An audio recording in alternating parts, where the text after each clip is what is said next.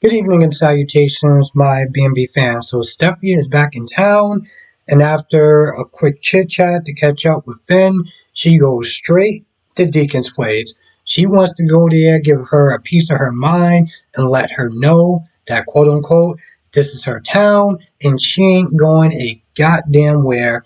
She actually puts hands on her. She's like, yo, like she walks up in there, she walks up in this place like she owns it. I'm like, wow, she didn't. She didn't even wait for Deacon to be like, oh, come on in.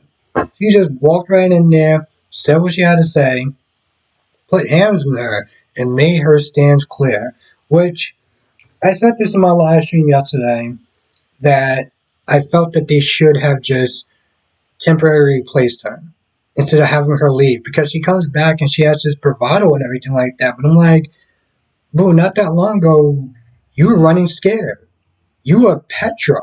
Okay, you were sitting there checking every corner, every sound, every light, every shadow. You sitting there ducking and looking around, and now you walk back in there like, did you take Cobra Kai lessons or something? What changed from the time that you left to the time that you got back? That's what I want to know. So you got that going on. You got Deacon sitting there trying to make sure that Sheila stays on a straight path, and letting her know, yo, listen, you can't be by Finn. You can't. That can't happen. That's done. That's donezo. That's no more. Whatever you want to call it, it's a wrap. You need to let that go. And she's like, all right, listen, I want to be with my son, but for right now, I'll just focus on you or something like that. But the thing with Sheila is that Sheila is going to eventually do whatever the hell that she wants to do. Okay, so it's not going to be that long before she reverts back to type. Ridge tells Eric that he won, even though he lost, and he is happy as F. He's practically sitting there just doing a salsa at this point. She those two eventually go, I guess, into the hallway and he starts celebrating and Eric is just ecstatic. You can just see him like he can't stop moving. Um the weight, all that, the stress, everything is finally over, and he feels like he is victorious. And it's a nice little moment that lasts all of less than 5 minutes before he starts coughing up blood again. Now, I think my whole thing is how long are they going to sit there and drag this out? The dude's supposed to have 6 months, but soap opera time, 2 days could sit there and be or two episodes could sit there and be one day. So we have no idea how long they're going to sit there and extend this for, which is, I can see that being kind of depressing after a while. Every day you sit there watching this dude get sicker and sicker and worse and worse and worse, coughing up more blood. It's a lot. It's a lot. But I've also heard that the actor is ready to move on. The dude is 80 something years old. Being an actor, trying to remember pages and pages of lines, that can't be easy. That just simply cannot be easy. Um, it's a very difficult thing, and wake up calls and stuff like that. So he was ready to go. So hopefully they won't sit there and drag out this him dying story for long. Um, Katie finds out that Brooke knows about Eric's diagnosis, and now she doesn't have to sit there and lie about that. But they also sat there and told Katie that Ridge won, but he lied to his father.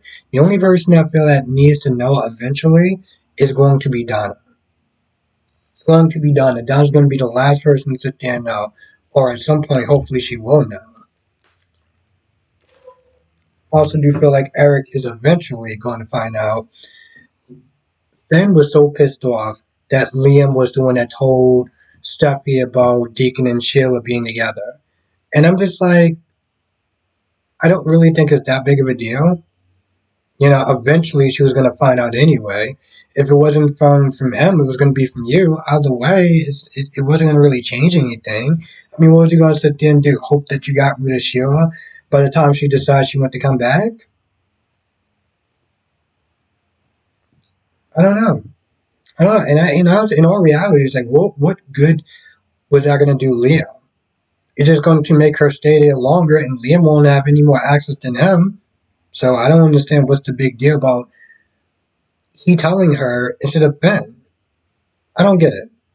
They Ridge does ask Luna to sit there and try to get his stuff back in the office because he wants to get him back to the office. He's like, you know what? Listen, this is your office. You do you. I'm just gonna sit there and I don't know. It works out now. They finally found a stapler that Ridge thought he threw out, along with some other awards and things of that nature. So nice little moment. I feel bad for Ridge because he put all that effort and energy into it. He didn't even realize his dad was dying. Of course, as I've said before, if Eric would have just sat there and told them, this would have been a lot more easy on the family, but, here we are. I'm not gonna lie, I feel like that's pretty much about it. I can't think. Give me 1 second.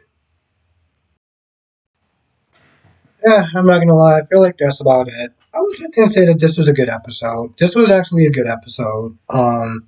B&B has been bringing it lately, which I am very happy about. I don't know, I even thought the fashion show was somewhat kind of cool. Um, Seeing all the different designs, stuff like that. I have to sit there and say, B&B has been definitely impressing me. Of course, GH actually sets the bar pretty low with the episodes that they've been putting out, and I do not sit there and take those shots lightly because I've been watching that show since high school. But B&B has actually been bringing it to the table. So I think that's one of the things I really, ever since I started doing these reviews, one of the things I really enjoy is to be able to watch the other soap operas and not just be confined or restrained to just watching General Hospital. Very happy about that. I mean, I'm happy about a lot of things as far as me doing this, but that's one of the things that I'm very happy about. To be able to sit there and watch all four, different energy, and hell, like I said, if one sucks, you still got three other chances. So, anyway, I can't really think of anything else, but you know what to do. If I forget anything, come to the live stream tonight, 8 p.m. Eastern, 5 p.m. Pacific. We'll sit there and talk about all the shows, BMBG's days, and Y&R. And with that being said, I'm going to go. Thank you for watching. Stay safe. I'll see you in the next video.